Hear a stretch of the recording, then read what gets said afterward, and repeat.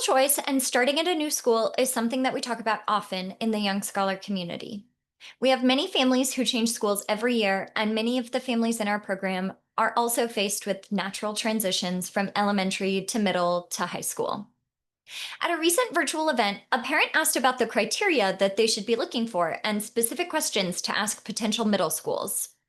Here's Laurel, the Director of Family Services, to share her thoughts. Stay tuned after the video for more information on the benefits of the Young Scholars Program and how you can directly access features like these virtual events. So in all schools, middle school included in this, one of the things that we find leads to success for many young scholars families is if the school is open and flexible. To open, what we mean by open is, are they willing to look beyond what they do typically in their specific school? Are they willing to look outside of that if needed? Flexibility. Are they willing to try some things out, be again kind of adaptable to situations as they arise, pivot if something isn't working? Are they open to learning more about the gifted profile, even if they are a gifted school or a gifted program? Because we can find sometimes that gifted programs or gifted schools can have a very set understanding of what giftedness looks like and what all gifted kids should do.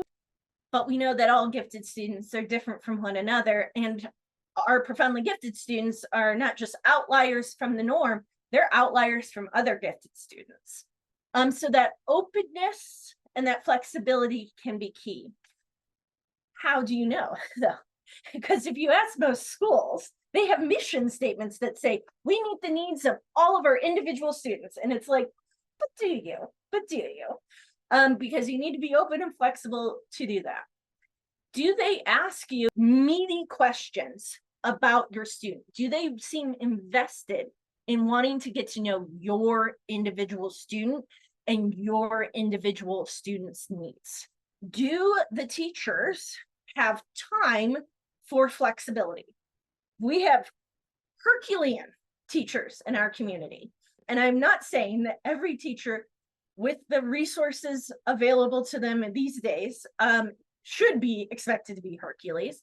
But is there anything that the school's doing to support their teachers well so that their teachers can be open and flexible? Do they have time and autonomy to be able to do things differently? Are the teachers allowed to show their passion, their interests in the classroom? Because, passionate, curious people get passionate and curious to others, even if they don't share their interests. So, do you see that investment in the teachers themselves? Is there anything in the infrastructure that allows for that? Do they have planning periods on a regular basis? Those sorts of things. Meaningful professional development. Then for middle schools in particular, how do they develop a student's executive functioning? This executive functioning becomes more focus of a curriculum in many middle schools than in elementary school. So how do they support that executive function development? When we think about executive functioning, we first think about things maybe like planning and time management, but there's so much more to executive functioning, like making decisions and learning how to break a larger task apart into relevant and reasonable steps. So there's a lot with executive function. Do they do any sort of thing like that? Social development and culture building at the school. Middle school can be a rough time socially. What do they have in place to help create a supportive environment for their students, peer to peer, student to student? What's in place culturally to help that? Do they create a really competitive environment, which may work for some students by doing things like posting everybody's grades consistently, Or if that's not the jam of your student, are they fostering a more cooperative thing, like good group work, not the group work where the gifted kids takes on all the responsibilities, but like actual like cooperation skills building? How do they support growing bodies? Puberty hits hard, right? For some young scholars and for middle schoolers in general.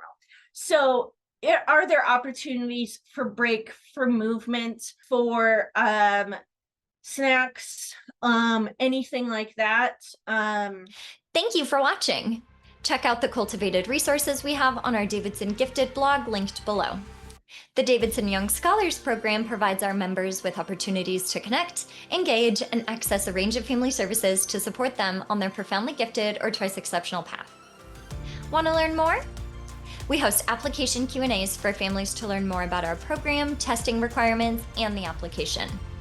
Visit our website, davidsongifted.org, and find the next available Q&A under the upcoming events tab. Don't forget to like, subscribe, and share your thoughts in the comments.